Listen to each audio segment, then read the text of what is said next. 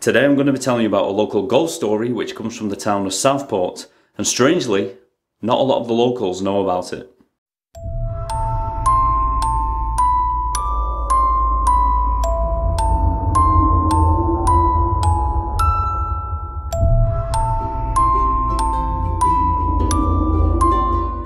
Like I said, Southport is a cheery little seaside town in the heart of Merseyside, and it is a place where quite a lot of holidaymakers like to venture when the sunshine comes out. In Southport we have lovely sandy beaches, quite a lot of sand dunes, a fair ground, cotton candy and all the other things you would expect to find at a seaside resort. But as lovely as Southport is, and just like any other place, Southport does have a little bit of a dark history behind it. And on today's episode I'm going to be delving into a little bit of that dark history and bringing you the story of poor old Annie Matthews.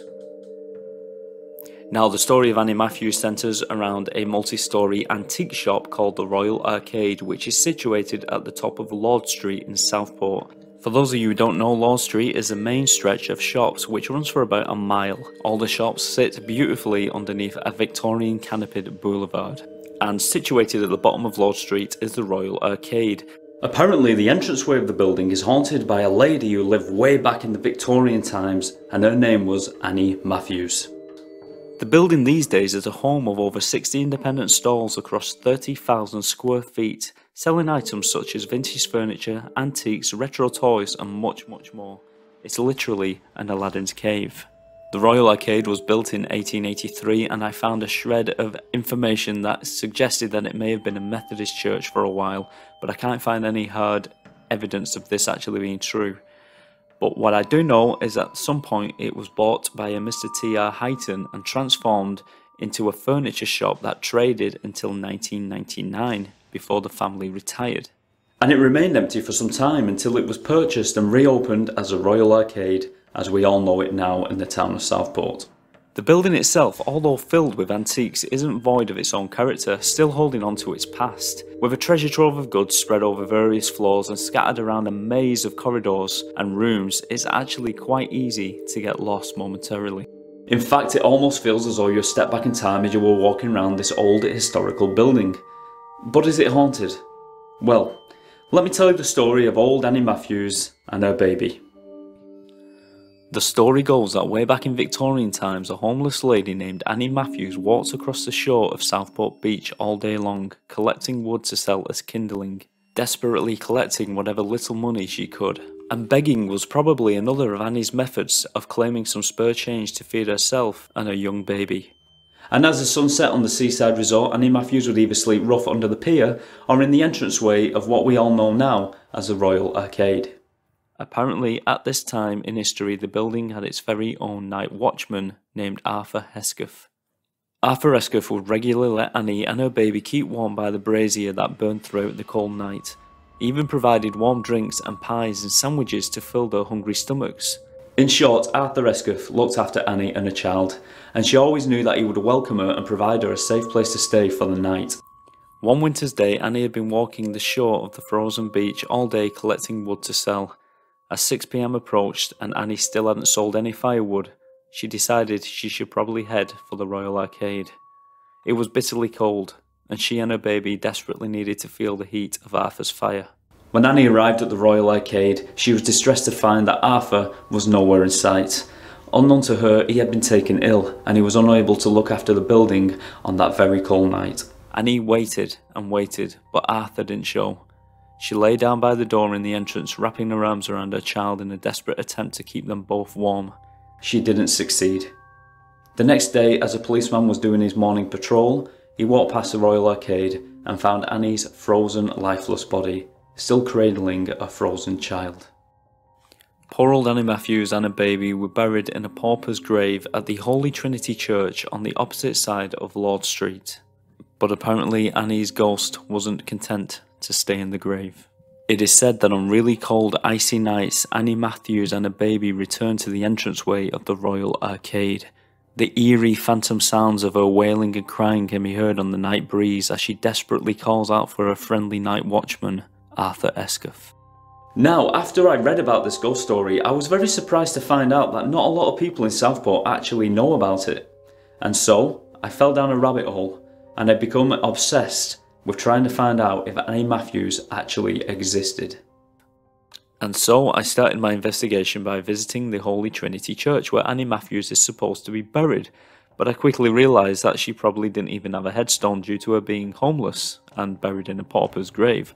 Not to mention, a friend of mine who I work with actually remembers walking past the church in the 1980s when they were digging and remodelling the grounds, so it is possible that if she was ever there in the first place, she probably wouldn't be there any longer. And so I turned to the internet, and the internet was giving me next to nothing.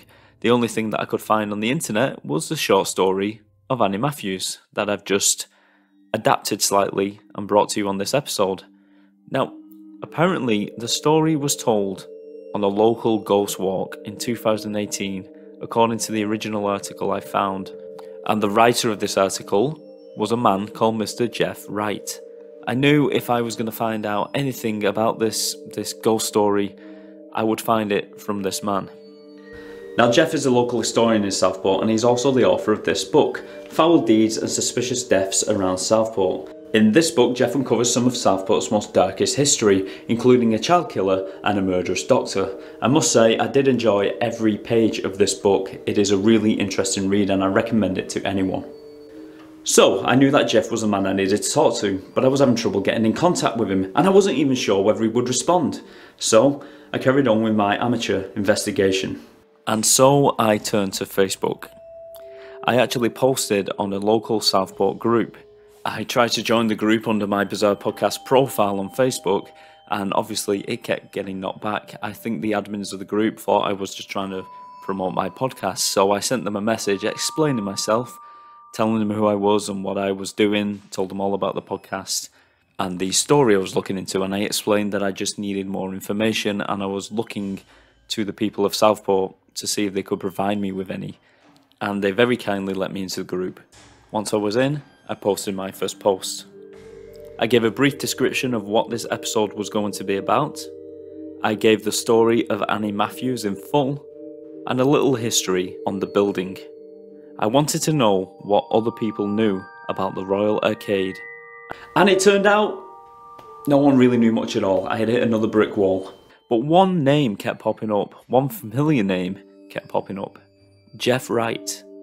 And according to some on this Facebook group, if anyone would know, Jeff would know.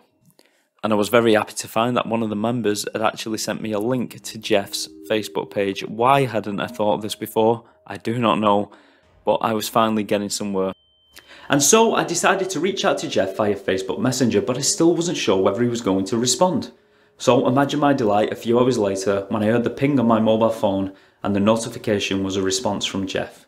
He had very kindly taken upon himself to look into the case of Annie Matthews and find out whether she did actually freeze to death in the doorway of the Royal Arcade.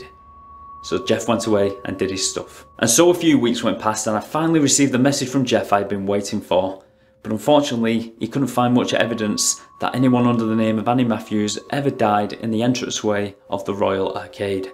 Here is Jeff's message. We had a really good look and we can give you details of the people who were named, but they are not the ones involved. Perhaps their names were used fictitiously. There were lots of Anne and Annie Matthews, but none fit, especially one with a baby, which died. We are still looking. And that is a message of Jeff. And so, thanks to him, I finally came to some kind of closure. Annie Matthews probably didn't exist. Maybe. But around the same time that I reached out to Jeff via Facebook Messenger, I also reached out to the Royal Arcade, but they were a little late in responding to me. I'd already closed the case, I'd already come to the decision that Annie Matthews didn't exist. But then they sent me a message that may change your mind. Thank you for messaging us. This is a very interesting story, one I have not heard before. All I can say is that the arcade is very big. It continues upwards over many floors that are not open to the public. We did have a stall holder who took a picture of another stall holder a few years ago. There was another lady in the picture when it got developed that was not there when the picture was taken. That is the only thing that has really happened that I know of. Sorry I cannot be of more help. And that is a response I got from the Royal Arcade, and you'll notice at the end of the message they actually said, "Sorry I couldn't be of much help." Well, really, they were actually quite a lot of help, because what they actually did was give me a great way to end this story, by telling me that they had seen the ghost of a lady in a picture. Now you see, Jeff had done the historical checks, and I have no doubt they were very accurate, and he found no evidence of Annie Matthews dying in the entranceway of the Royal Arcade. But there is evidence out there that there may be the ghost of a lady haunting the Royal Arcade, and this keeps the mystery open. What if the lady in the picture was Annie Matthews? And if it wasn't, who was it? And so it would seem that Annie Matthews and a child simply didn't exist. All the names were fictitious, and a lady and child did freeze to death in the doorway of the Royal Arcade, and the story has just been lost to time and history and simply forgotten and become a mystery. And here on Bizarre Tales, we do love a mystery. I'll see you next time.